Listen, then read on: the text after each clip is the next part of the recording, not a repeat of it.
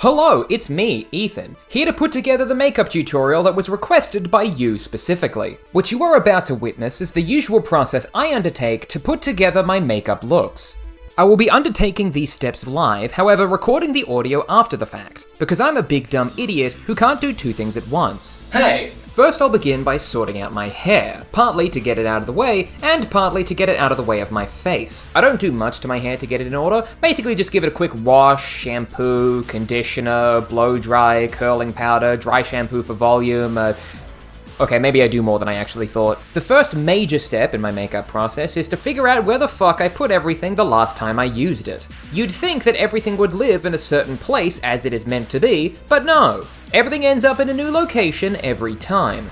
Now, the first product I will be applying to my face skin is a nice layer of primer. If you've ever painted Warhammer miniatures before, you know that the best first step is to cover your model in a thick black base coat. This primer is translucent, thank fuck, and just prepares my skin for the makeup products yet to come. It's vitally important to prepare your skin before putting on makeup. Like, you could have the greatest paints in the world, but if your canvas beneath it is shit, you're just gonna end up with whatever late stage Picasso had going on. I'll also be using some eye primer, which is like primer, but for my eyes.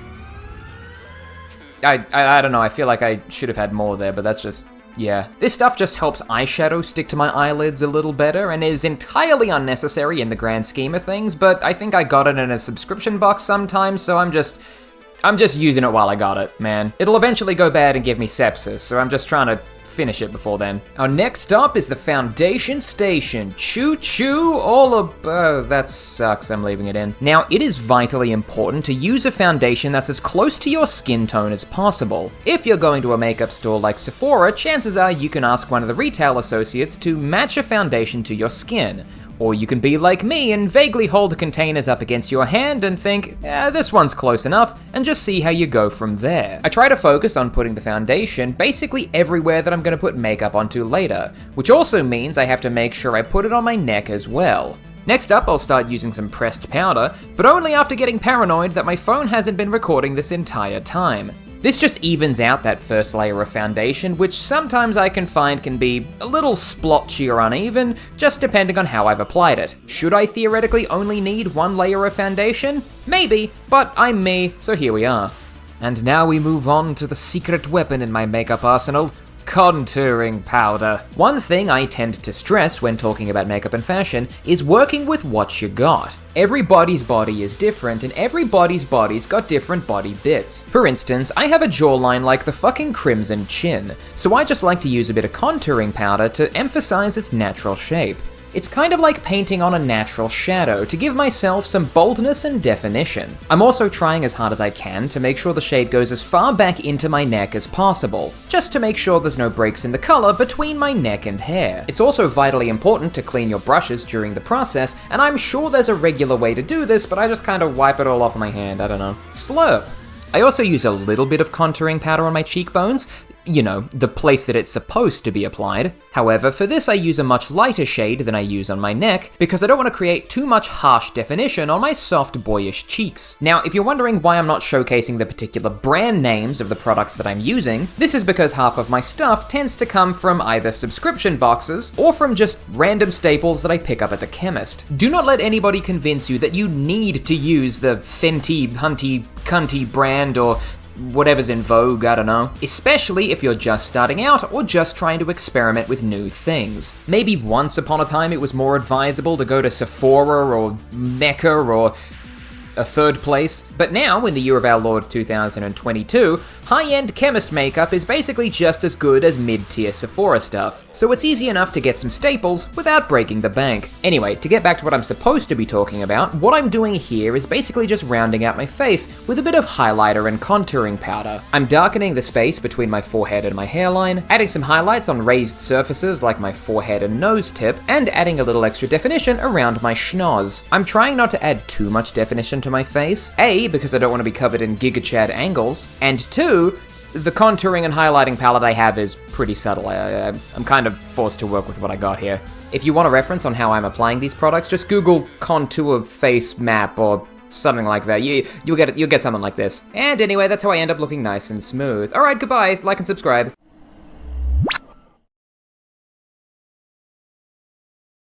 Alright, fine, I'll do the rest of it. Now, if you've never tried makeup before, I would heartily recommend using an eyeliner pencil on your waterline. It's a great way to add a little bit of definition to your eyes, despite the fact that I cannot do this on myself without being 2 inches from a mirror, so I cannot accurately film the process. But after this process is complete, I get a nice bit of definition underneath my eyeballs. Now this could be because I'm using shitty eyeliner pencils or something like that, but after I use my eyeliner pencil on my waterline, I like to give it a once over with some black eyeshadow. This just helps me block out my waterline even more and add a new layer of boldness. This is a simple yet subtle way that I like to elevate my makeup looks, despite the fact that it completely negates my ability to tell that my camera has gone completely out of focus, thereby ruining the next 20 minutes of footage. Luckily it was mostly me doing stuff like this, so we're good to press on. Next, I like to put a little bit of dark brown eyeshadow on my bottom eyelid, or for those of you who speak American, the ass eyelid. This plays upon my now solid black waterline to give the dark colors a bit of a gradial shift. I almost like to think about it like painting natural shadows onto the skin of my face. Any part of my face that's low or sunken, like my eyeballs or eyelid, I paint with natural shadows. Well, mostly the eyelids. I'm not actually painting my eyeballs, although you are going to do that at least once during this process, and that's totally okay. That's fine. We all go through it. Next up, we move to the eyeshadow we put on the top eyelid, or as we like to call it, the Ethan eyelid. Now, instead of diving straight into the flashy colors and glitters that are going to be the main focus of the look, I usually like to start with a kind of neutral, dark brown kind of color. I feel like this just gives me a solid foundation to work off of. You know, you can't paint a Space Marine blue before you paint a Space Marine black, you know? God, I need a new set of references to work through. I feel like this is especially important when I'm using things like glittery eyeshadow palettes. If I just layer those up on a raw eyelid, it's not going to be as effective as if I put it on a darker base coat. I also feel like because my eyeballs physically sink backwards into my skull, the darker base coat again sort of adds this layer of natural shadow. I have no memory of doing that, what the fuck? And now we move on to the most important piece of the puzzle. The eyeliner. Eyeliner may well be the part of the process I still struggle with most. It's precise, finicky, and if you fuck it up, you have to take off half your face and start again from scratch. If you've ever watched me apply makeup in a live stream environment, you'll know that 80% of my process is me just trying to hype myself up to use eyeliner and actually put the fucking thing on my face. But once I've finished being a baby about it, the end process is very simple. I put 2 lines on my eyes, like this, that's really all it is. Also, you have to make sure that the pen just doesn't start randomly leaking because, like, that can happen from time to time. Basically, I want to create the overall outline of the eyeliner shape that I want so I can go back and fill it in later. And yes, sometimes you can fuck up the ends a little bit, but it's fine. You just go back and fix them. It's okay. It's not the end of the world. Shut up. Now, the bottom of my eyeliner starts at the bottom of my eyeline, but the top of my eyeliner only goes to the very start of my eyelid, without going over the eyelid itself. If you look closely, you'll notice that I have something called hooded eyes. This is where my brow either juts out over my eyeballs, or my eyeballs sink back deeper into my skull. I haven't quite figured out which it is. In any case, if I was to put eyeliner on the top of my eyelid, it would immediately smudge anytime I scowled or furrowed my brow, which I hope is something that I don't find myself doing very often, but you never know. There is a next step to that process, but you also have to put your eyeliner on the other eye first, just to make sure it's even. Here's a tip, it's never going to be even, and you have to learn to be okay with that. So after that's done, I blend the eyeliner into the top of my eyelid using dark eyeshadow. That way, the eyeliner looks like it's going further across my eyelid than it actually is, and it gives you this really nice gradial effect. I also like to use the dark eyeshadow in the crease between my eyelid and my brow. Again, because my hooded eyes kinda cover my eyelids with my brow, it creates another sense of natural shadow. Lip stuff for me is fairly simple. I like to go for a nice 2-tone look, which means I use 2 tones. One on the top and one on the bottom.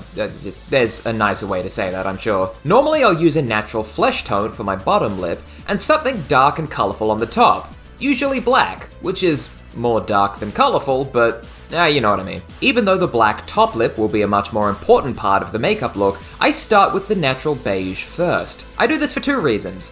1, it gives the beige a lot more time to dry, meaning it'll be less likely to smudge over my nice solid black lip. And 2, the black lipstick that I normally use on my top lip is rather inky and wet. so it's more prone to smudging than the beige. I'd much rather my black top lip to smudge downwards over the beige than I would for the beige to smudge upwards onto my black top lip. If the black smudges downwards, then I get this really nice gradient effect across my mouth, but if the beige smudges upwards, then it kinda looks like my black lipstick is really thin, which makes it more look like I have a weird Salvador Dali mustache. To be honest, putting on the black lipstick kinda temporarily makes me look like I have a weird Salvador Dali mustache, but that just helps me know that I'm doing the right thing. Now the look is more or less complete, but there's a couple of extra steps I can do if I want to be a little bit extra. Which I do, because I'm me. One little detail I like to put underneath my eyeliner is to add a little dash of white underneath the black of my wings. I feel like this adds just a little bit of emphasis to my eyeliner,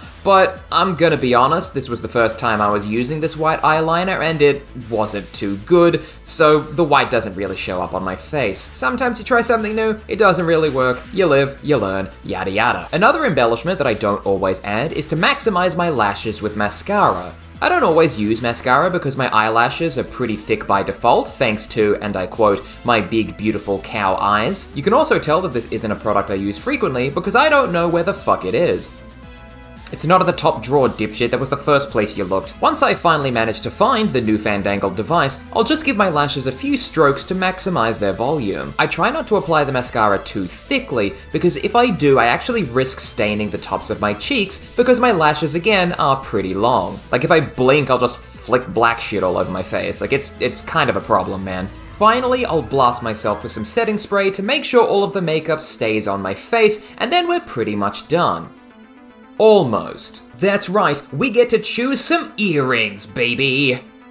You can tell that I'm very excited that I can finally switch these fucking things out. Now, I don't think you need to clean out your ear holes with saline every time you switch earrings, but I did get an ear infection one time and it sucked. So I do that. When it comes to earrings, I love me some danglers. Just big, heavy shit hanging off my earlobes that I forget are even there until I whip around my head too fast and accidentally take out one of my eyes. I'm pretty sure they're so heavy they're actively dragging down my earlobes and creating brand new holes in my head, but that doesn't matter, because they're cool, pointy, and I like them. And so there you have it, the classic Ethan makeup look, which only takes you 12.5 minutes from beginning to end. That's an absolute lie. This took me way longer than it probably needed to. Now again, I really do need to stress, I'm not an expert in anything by any stretch of the imagination, and this is just how I like to go about putting my face together. This is by no means the definitive or only way to put a makeup look together, but it's just the one that I tend to gravitate towards when I'm doing my content on the internet.com. Let me know what you think in the comments below, and maybe, just maybe, this might encourage you to give it a go yourself. Yeah,